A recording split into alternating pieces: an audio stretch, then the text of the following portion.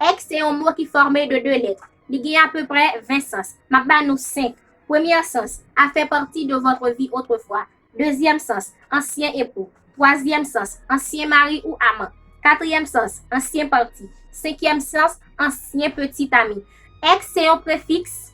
Nous utilisons comme si on a parlé de un bagage ancien. Comme si on a dit ex-ministre, ancien ministre.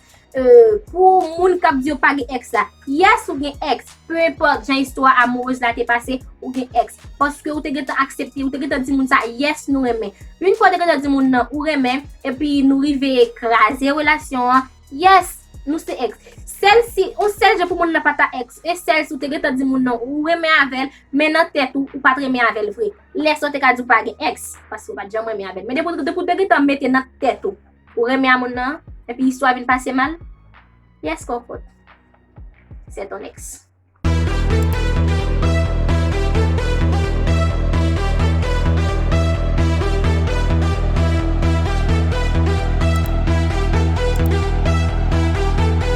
Hello tout le monde, bienvenue encore sur la chaîne là. Je tiens à venir avec une nouvelle vidéo pour nous. Juste avant de montrer une vidéo après dérouler, je vous merci à vous-même qui abonnez à la chaîne là et merci à vous-même qui doit faire ça là. Kounya. Yes ti moun, vidéo aujourd'hui c'est côté moi pral relé quelques moun dans contact moi yo, m'a di yo si yo ta gen un message yo ta vle voyer pour ex yo qui ça l tapé. Comme nous connaît gen moun qui timide, gen moun c'est message yo décide voyer et moun qui voyer message yo m'a just li message yo pour nous. M'ta souhaite nous enjoy ti vidéo ça ti moun. OK, m'a relé. M'a relé pour mi moun ça. Nda soude la ligne. Ok, la ligne.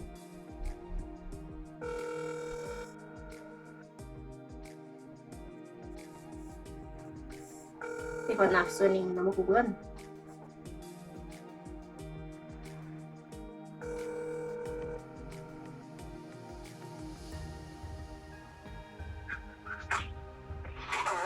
Allô?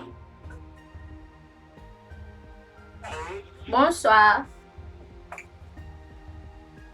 Bonsoir. Si vous avez un message, vous pouvez by ex, qui ça le tapé?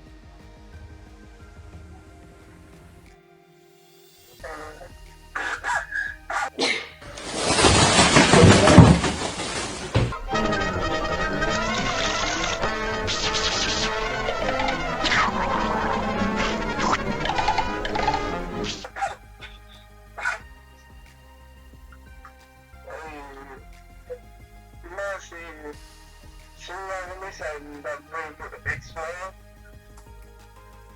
d'après, c'est dans la relation avec ex-employé, c'est même quelqu'un bien, quelqu'un mal, a toujours fait des erreurs dans la flèche.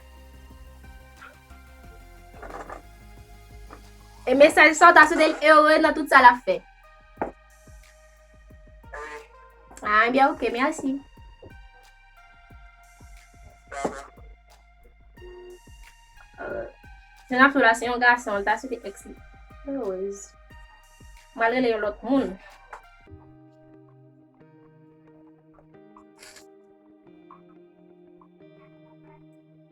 T'as souhaité moun ça là. Wow, moun ça actif. Allô, bonsoir. Bonsoir. Bonsoir. Si vous avez un message ou t'as envie de voir by ex, qui ça le tapé? Jésus ramène, Jésus a voulu retourner, qui a bien créé pour manger. C'est ça d'Abdil.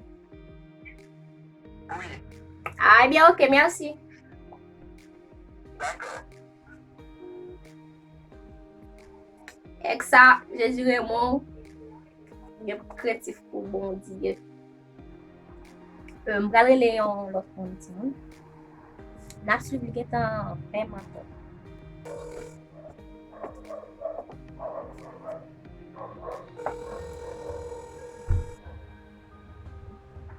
La sonne. Allô? Bonsoir. Si vous avez un message ou t'as envie de voir by ex, qui ça le tapé?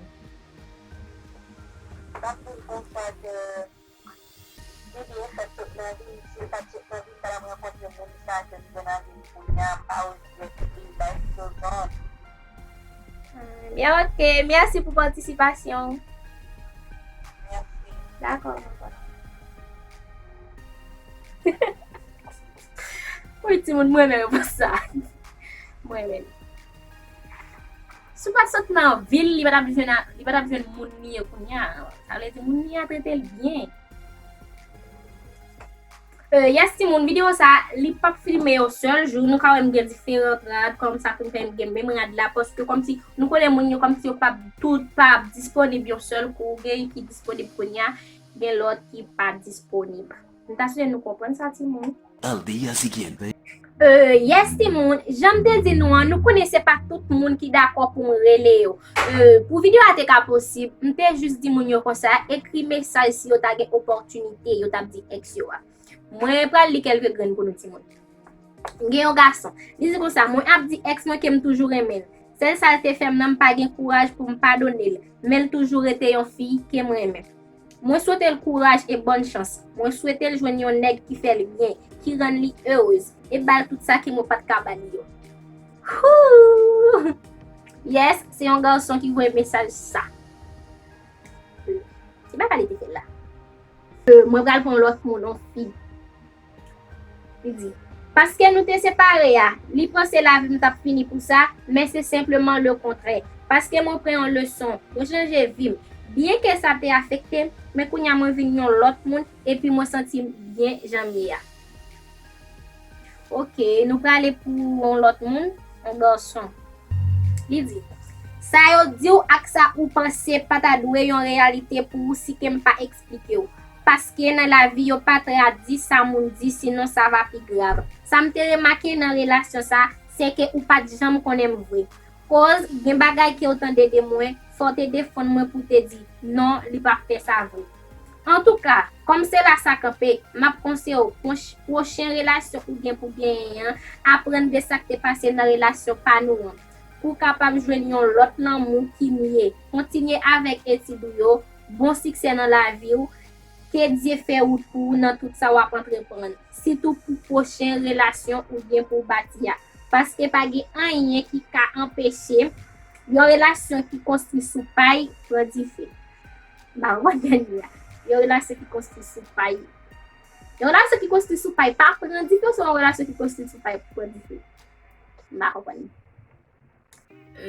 Mwen pral li yon mesaj, se yon garçon pou el. Li di, tout sa ou fè sa reflechi, la bo yon rezultat pou reflechi.